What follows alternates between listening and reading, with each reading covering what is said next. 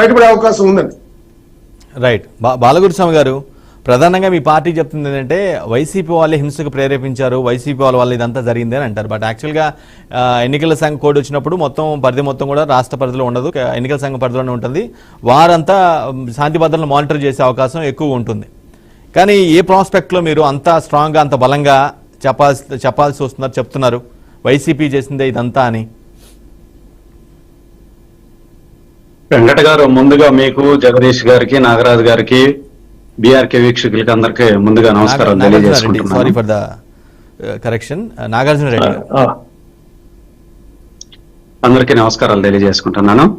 అయితే నేనేం చెప్తున్నానంటే, కేంద్ర ఎన్నికల సంఘం లాస్ట్ లో డీజీపీని మార్చడం వల్ల ఇంకా కొన్ని హింసాత్మక ఘటనలు తగ్గాయనేది మా అభిప్రాయం, మా పార్టీ అభిప్రాయం. ఎందుకని ఆ మాట చెప్తున్నాను అని అంటే, అదే లాస్ట్ లో డీజీపీని కూడా మార్చకపోతే ఇంకా వినిపిస్తుంది సార్?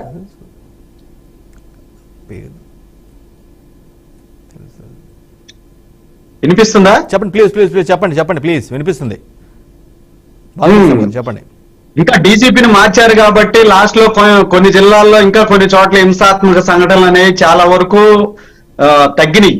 అదే ముందుగానే సిఎస్ ని డీజీపీని మార్చుంటే రాష్ట్రంలో ఈ రోజు 1370 మంది నిందితులు, 94 మందికి నోటీసులు, 3 జిల్లాల అల్లర్లు, 33 హింసాత్మక సంఘటనలు జరుగుండే కాదనేది మా పార్టీ, మా అభిప్రాయం. ఎందుకనంటే వీళ్ళు ముందస్తు ఆలోచన ప్రకారం తాడేపల్లి వీళ్ళు గీసుకున్న స్క్రిప్ట్ ప్రకారం మాత్రం జరిగిందనేది 100% రాష్ట్ర ప్రజలందరూ కూడా ఈ రోజు నమ్మే పరిస్థితులు ఉన్నాయి. ఎందుకనంటే ఇంటెలిజెన్స్ విభాగంలో ముందుగా ఎక్కడ అల్లర్లు జరుగుతాయి, ఎక్కడేం జరుగుతున్నాయి అనేది ఆలోచన అనేది కొంతమేరకు వీళ్ళకు ఉంటది. వాటన్నిటిని దాచిపెట్టేసి వీళ్ళు ఎలక్షన్ కు వచ్చేసారు. ఇంకా కొన్ని జిల్లాల్లో కొంతమంది ఎస్పీలని వాళ్ళని మార్చడం వల్ల కొంత కంట్రోల్ లేక వచ్చింది. అంతే తప్పిస్తే లేదనుకుంటే ఇంకా ఈ రోజు రాష్ట్రం అల్లకల్లోలం అయిపోయి అగ్నిగుండంగా మారే పరిస్థితి వచ్చిండేది. ఒకసారి చూడండి, మాచర్లకి నామినేషన్ల ప్రక్రియని వాళ్ళు చూసేదానికి వెళ్ళిన బోండా ఉమా గారిపై, బుద్ధా వెంకన్నపై ఆ రోజు ఎంత దాడి జరిగింది. ప్రాణాలు గుప్పిట్లో పెట్టుకొని సిఐలు మాచర్ల నియోజకవర్గాన్ని దాటే పరిస్థితి చూసాం.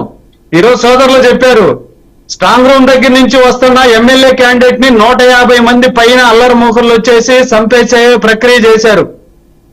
ఎక్కడ చూసినా కూడా వీళ్ళు ముందస్తు ఆలోచనల ప్రకారం, ముందస్తు ప్రణాళిక ప్రకారం వీళ్ళు చేశారు.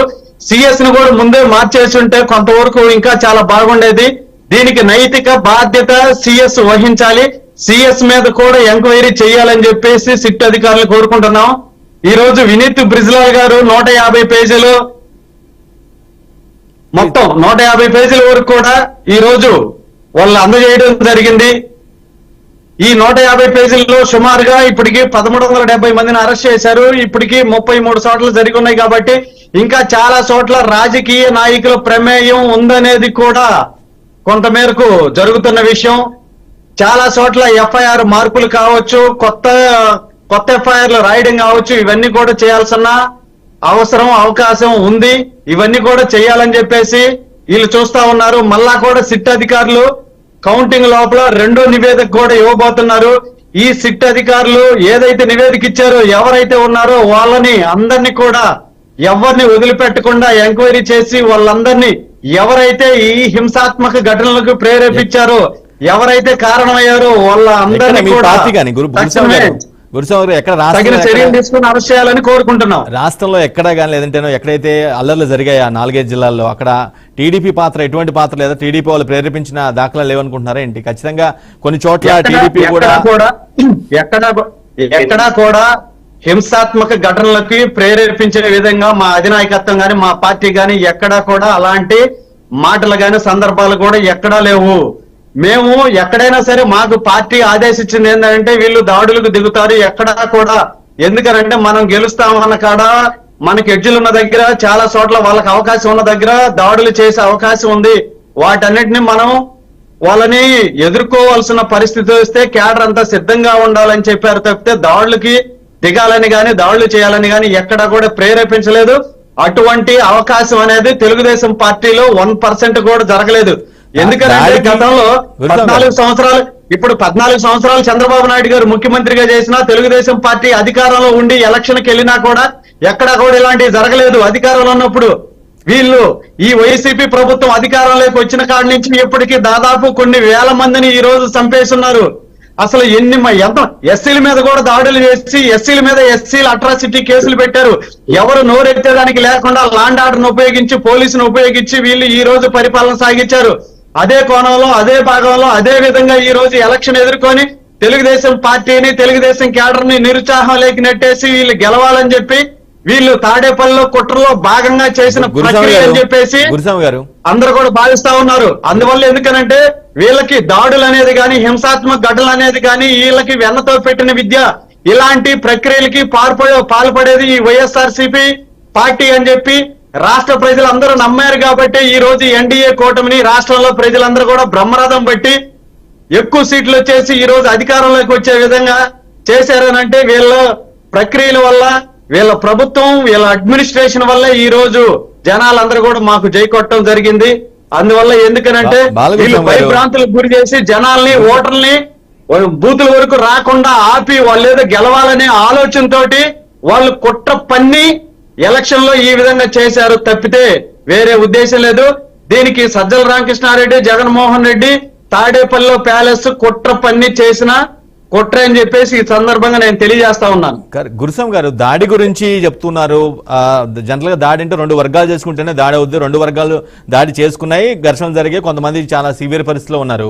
కానీ మీరు చేస్తేనేమో దాడి కాదు, అవతల చేస్తేనే దాడి, మీరు చేస్తే మాత్రం ఆత్మరక్షణలో భాగంగా ప్రతిఘటించారనే ప్రాస్పెక్ట్ లో మీరు మాట్లాడుతున్నారు. బట్ ఇది 2 వర్గాలు అల్లర్లు జరిగిన ప్రతి చోట కూడా 2 వర్గాలు కొట్టుకున్నాయి, అవునా కదా? మీ ప్రమేయం లేనిది అంటే మీరు ప్రతి దాడి అంటారా? మీరు జస్ట్ ఆత్మరక్షణ కోసం కొట్టారంటారా? అంతేనా? ఒకటి వెంకట గారు, ఎందుకనంటే ఇది గాంధీ యుగం కాదు. ఒక చెంప మీద కొడితే రెండో చెంప చూపించేదానికి. ఇప్పుడు వాళ్ళు పైన పడి కొట్టేటప్పుడు కూడా కొట్టించుకోలేం కదా, ఒళ్ళు అప్పచెప్పలేం కదా, వాళ్ళకి ప్రతిఘటన అనేది ఉంటది కదా, ఎదురు తిరగడం అనేది ఉంటది కదా. ఎదురు తిరగకుండా వాళ్ళ చేత ఇప్పటికే 5 సంవత్సరాల నుంచి తన్నులు తిని ఆ రోజు చేసిన తప్పుకి ఈ రోజు రాష్ట్రం సర్వనాశనం అయిపోయింది. ఈ రోజు last and dead line election రోజు కూడా ప్రాణాలకు తెగించి తెలుగుదేశం కార్యకర్తలు అడ్డుకొని ఎదుర్కోకపోతే ఈ రోజు చాలా చోట్ల రిగ్గింగ్ జరిగి మళ్ళా వాళ్ళు అధికారంలోకి రావాలని చూశారు. దాన్ని మా కార్యకర్తలు, మా నాయకులు అందరూ కూడా ప్రాణాలకు తెగించి అడ్డుకోవడం తప్పితే మేము ఎక్కడా కూడా ఇటువంటి కుట్రలు చేయలేదు. మీరు ఒక్కసారి చూడండి, మాచర్ల నియోజకవర్గంలో పిన్నెల్లి రామకృష్ణారెడ్డి గారు వాళ్ళ కార్యకర్తల్ని పరామర్శకని చెప్పేసి గొడ్డల్లో కత్తులు, రాడ్లు వేసుకొని వెళ్ళిపోతా, ఎక్కడన్నా వెహికల్స్ కనిపిస్తే కాల్చుకుంటా.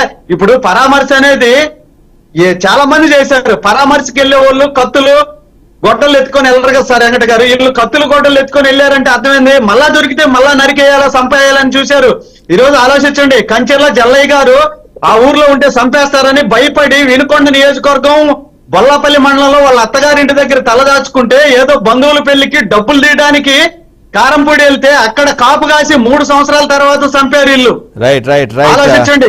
అందువల్ల ఎందుకంటే వీళ్ళు ఎక్కడ చూసినా కూడా దాడులు, సంపడాలు, నరకడాలు ఉన్నాయి. ఏ రాజకీయ పార్టీ తామే చేసామని చెప్పదు. అదే ప్రాస్పెక్ట్ లో మీరు కూడా మాట్లాడుతున్నారు. ఏ పార్టీ కూడా దాడి జరిగిన తర్వాత మా పార్టీ చేసిందని ఒప్పుకోదు, అది ఓపెన్ ఫ్యాక్టే. సో అదే కైండ్ ఆఫ్